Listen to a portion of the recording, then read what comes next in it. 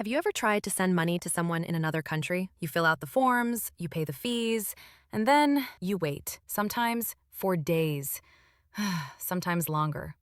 And by the time the money arrives, a noticeable chunk is gone to commissions and intermediaries. Now here's the real question. Why does moving money across borders still feel like it's stuck in the 1990s? XRP claims it has an answer. Instant transfers, tiny fees, and a system built for global payments, not patchwork banking rails. But is XRP actually solving this problem? Or is it just another crypto with a good story?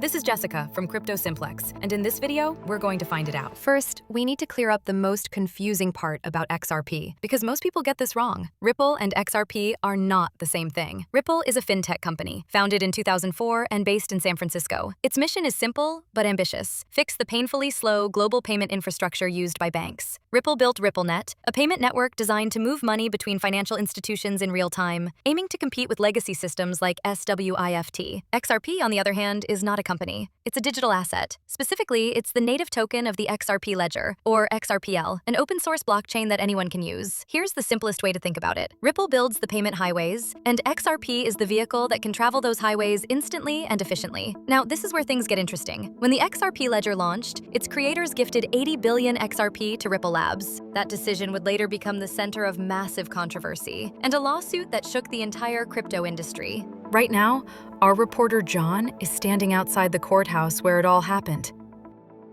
We'll dive into the full story a bit later, but first, let's see why XRP matters and how it works. And that raises a critical question. If XRP isn't mined like Bitcoin, and it's closely tied to a company, how does its blockchain actually work? At its core, XRP has one clear job: move money across borders as fast and as cheaply as possible, mainly for banks and financial institutions. Let's quickly compare it with Bitcoin and Ethereum. Bitcoin came first, and its priority is security and decentralization above all else. Bitcoin uses proof of work, where miners around the world compete to solve complex math puzzles. The winner earns the right to confirm transactions and create new Bitcoin. This system is extremely secure, but it's also slow, energy-intensive, and expensive. Bitcoin isn't optimized for speed. Ethereum took a different path. Instead of mining, Ethereum now uses proof of stake. Validators lock up, or stake, their own crypto as collateral. Those validators are then chosen to confirm transactions. If they act honestly, they earn rewards. If they cheat, they lose their stake. This makes Ethereum far more energy efficient than Bitcoin and better suited for smart contracts and decentralized applications. Now, here's the pivot and the reason XRP is controversial.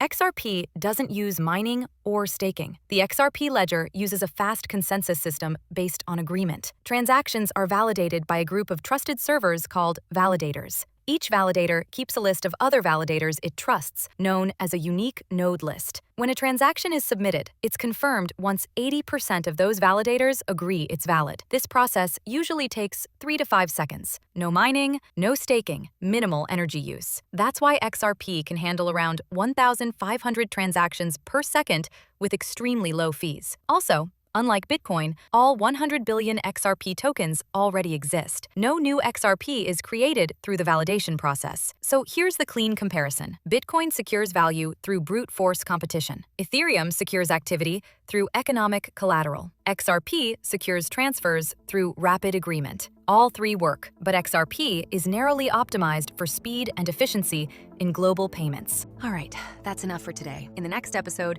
we'll cover XRP's pros and cons, the XRP SEC lawsuit, other coins with similar purposes, and the major achievements of XRP and Ripple Labs. This is Jessica from Crypto Simplex. See you in the next episode of The Explainer.